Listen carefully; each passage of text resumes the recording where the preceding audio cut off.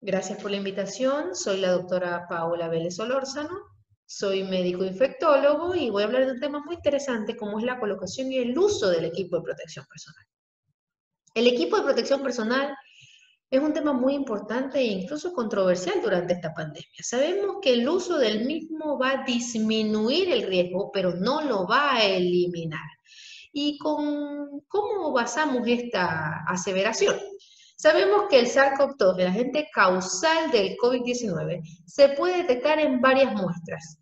Tenemos como saliva, esputo, heces y sangre. Son las muestras respiratorias las que mayor problema nos van a dar.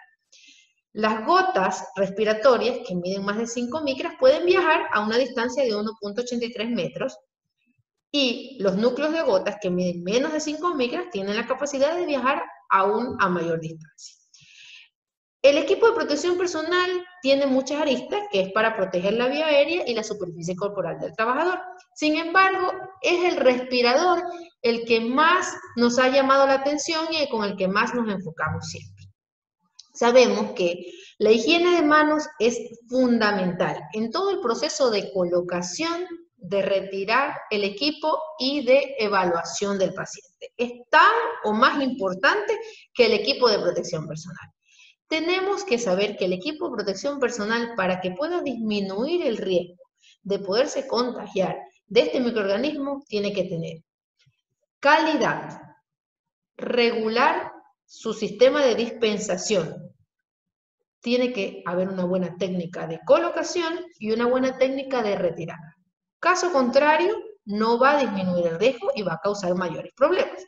El equipo de protección personal, dependiendo del que usted tenga a mano, lo que interesa es que cubra la vía aérea y el mayor porcentaje de superficie corporal. Entonces nos enfocamos en protectores oculares o visores, gorro, bata u overol, respirador y guantes. Hablemos de los respiradores. Los respiradores tienen una historia antes y una después de la pandemia. El 2 de marzo del año 2020, el CDC envió una solicitud a la FDA para que amplíe el uso de respiradores que ya tenían certificación NIOSH, que es el Sistema Nacional de Seguridad y Salud Ocupacional. FDA el 28 de marzo envió un documento dando la aprobación para ampliar el tipo de respiradores que se podían usar por el personal de salud. Los respiradores se clasifican de acuerdo al lugar donde se dé el permiso o al país donde se elabore, conociendo que en Estados Unidos sus siglas son FFR como respiradores faciales y en Europa FFP como purificadores faciales. En Estados Unidos, con el permiso NIOSH, se han categorizado en 9. Tenemos la letra N, la letra P y la letra R. Y tenemos el número que habla de la eficiencia del filtro. Cuando hablamos del 95, es 95%, 99% y 100%. Siendo la letra N, que corresponde a que no resiste a los aceites, la R, que algo resiste a los aceites, y la P, que resiste a los aceites. De esta manera, en Europa se clasifican como FFP 1, 2 y 3, siendo el 1 80% deficiente en relación a su filtro, el 92% en FFP2 y el 99% en el 3. Hemos hecho un cuadro para simplificar de acuerdo a la región donde se le dé su permiso y hemos agregado a la República Popular China, pues no es raro tener actualmente respiradores que provengan de ella. Entonces, cuando hablamos de qué respiradores puede usar el personal de salud puede usar cualquier respirador que esté en este cuadro, que tenga una eficiencia mayor al 92%, como lo es el FFP2, que equivaldría al NP o R o N o KN o KP 95. Asimismo, existen los N, P y R99 que hablan sobre una eficiencia del 99% y luego los del 100%. En distintos estudios se ha demostrado que tener más eficiencia no hace más seguro, pues el filtro, el sellado, es mayor y se puede perder con más facilidad.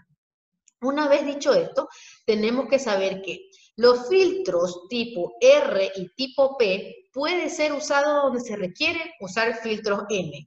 Pero filtros N no pueden ser usados donde se requieren usar filtros R y filtros P. Las mascarillas quirúrgicas quedan relegadas al uso de los pacientes o en el caso de personal de salud donde solo se quiere evitar los grandes derramamientos de líquidos. Desde ese punto de vista, tenemos que enfocar también nuestra visión hacia el otro componente o los otros componentes del equipo de protección personal. Podemos usar batas u overol, lo que se tenga a la mano. ¿Qué es lo importante de este equipo? Es la calidad del mismo. Conocemos que la calidad de este material está clasificado en niveles de barrera 1, 2, 3 y 4. Y esto está relacionado al tipo de seguridad que brinde ante los distintos fluidos que puedan existir. Y es así que se ha clasificado en nivel 1 aquellos que resistan al agua a un impacto natural. Nivel 2 a los que resistan al agua, pero con un test de presión hidrostática. El 3 a un porcentaje mayor y el 4 que tenga la capacidad de proteger sobre patógenos o microorganismos que estén contenidos en sangre. Como hemos dicho, uno de los componentes es la calidad y otro es la colocación y cuando se retira el equipo de protección personal. Entonces, una de las cosas que tenemos que tener siempre presentes es que todo el equipo de protección personal tiene que estar en nuestro campo visual. Porque cuando no tenemos todo el equipo en nuestro campo visual, suceden los errores en la búsqueda de lo que me hace falta. Entonces, si yo tengo en un lugar donde yo puedo tener el acceso a todo el equipo sin necesidad de ir hacia a otro lugar, no pasa absolutamente nada porque tengo la capacidad de controlar lo que voy a hacer. Entonces, una vez con todas las piezas de mi equipo de protección personal, lo primero que tengo que hacer es higiene de manos. Siempre la higiene de manos va a preponderar. Posterior a eso, yo voy a colocarme de primera mano la bata desechable. Luego de colocarme la bata desechable, voy a colocarme el protector, en este caso el gorro, para proteger el cabello. Luego me voy a colocar el respirador. Luego me colocaré las gafas o el visor. Y por último me colocaré los guantes.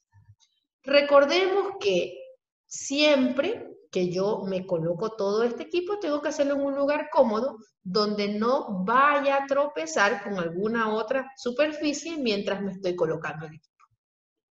Asimismo, para la retirada del equipo, tengo que tener un lugar donde me sea cómodo retirarme el equipo y donde yo pueda posterior depositar el equipo. Porque en el camino de buscar el lugar donde voy a depositar mi equipo o donde voy a desechar mi equipo, pueden causar o haber problemas. Entonces, ¿cómo hago la retirada del equipo? Podemos ver que lo primero que debemos hacer es quitarnos los guantes y la bata, en este caso. Posterior a ello, higiene de manos. Luego, retirarme tanto el visor, siempre de atrás hacia adelante, lo mismo con el respirador, posterior el gorro y posterior higiene de manos. Recomendamos que se haga un autotest o que se invite a un compañero de 1 a 2 veces por semana a que te visualice y visualizarlo en la colocación y en la retirada del equipo. De esa manera nos podemos dar cuenta si estamos obviando algún paso o si estamos haciendo algo que no sea oportuno.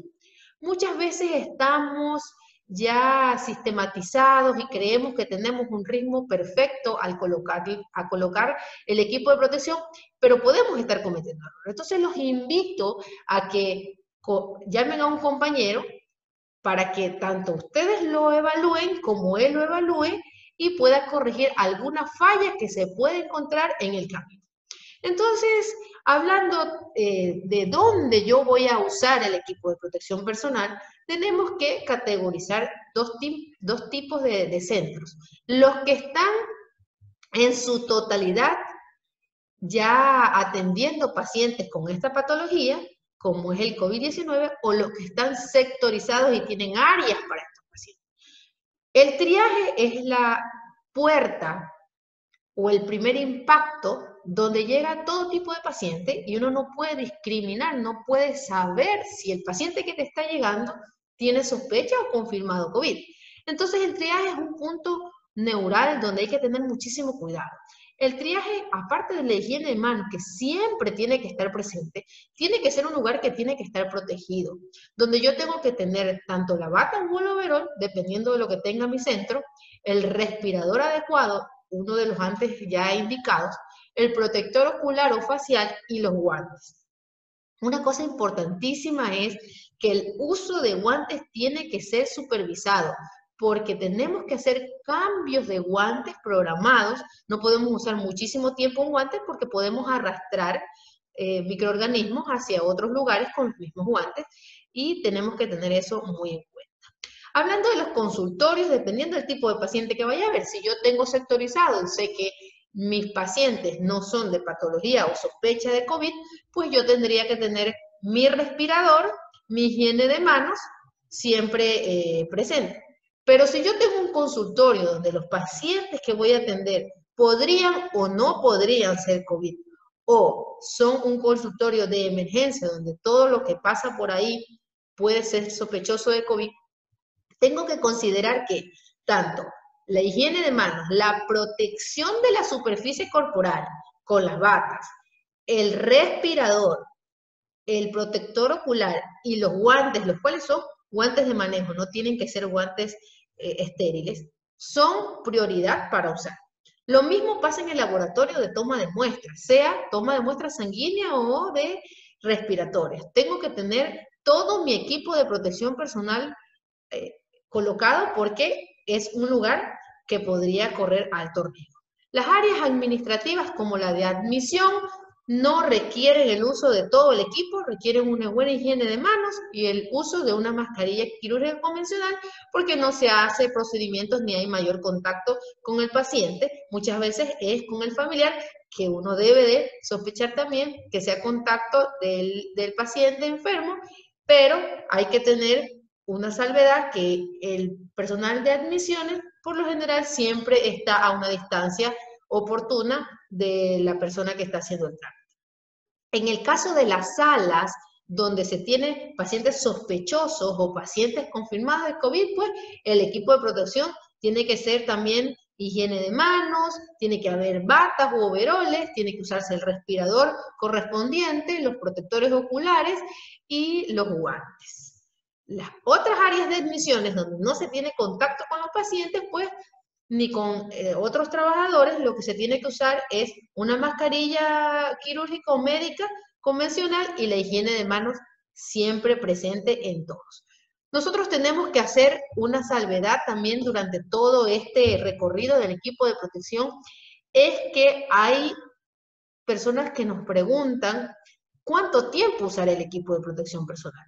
El equipo de protección personal es desechable, en su mayoría. Hay unos que otros que no. Pero con relación a los respiradores específicamente, nos preguntan cuánto tiempo voy a usar un respirador.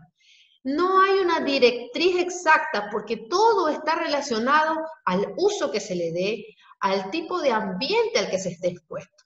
Recordemos que no es lo mismo usar un respirador en un ambiente cálido que en un ambiente climatizado. No es lo mismo usarlo 24 horas continuas que usarlo 3 días de 8 horas o 2 días de 12 horas. Nosotros consideramos que la vida media de los respiradores tiene que estar relacionada e independientemente al lugar donde se use, porque el respirador sufre humedad y sufre deterioro. Y una vez que hay deterioro de este respirador, no me está dando la protección adecuada. Entonces, si yo tengo un respirador que está humedecido, que está desintegrado, él puede tener 12 horas de uso o puede tener 24 horas de uso y perder su utilidad. Asimismo, tenemos lugares climatizados, ¿verdad? Tenemos lugares de la sierra donde la temperatura nos permite menos transpiración y el mismo puede tener más vidas de uso. Todo hay que hacerlo independiente al lugar donde se esté trabajando. Hay otra también interrogante que son las válvulas. Las válvulas nos van a ayudar, ¿verdad?, para que yo, si tengo un respirador con válvula, yo estoy protegido para no infectarme. Más yo, al emitir o exhalar, yo sí estoy transmitiendo partículas, en este caso, si tengo la patología, partículas virales. Entonces ahí hay que tener una salvedad. Los respiradores con válvulas ayudan a la protección del que los usa, mas no ayudan a que evite que quien los usa no emita partículas, en este caso virales. Conociendo todo esto, pues sabemos que el equipo de protección personal nos va a disminuir muchísimo el riesgo, pero hay que saber usarlo, hay que saber retirárselo, colocarlo. La higiene de manos siempre tiene que ser preponderante. Y recordemos que todos estamos en esta lucha, tenemos que hacer las cosas de la mejor manera y siempre cuidando los fijos detalles. Entonces, esos pequeños detalles, como es no tocar nariz, ojos y boca, son los que van a hacer la diferencia.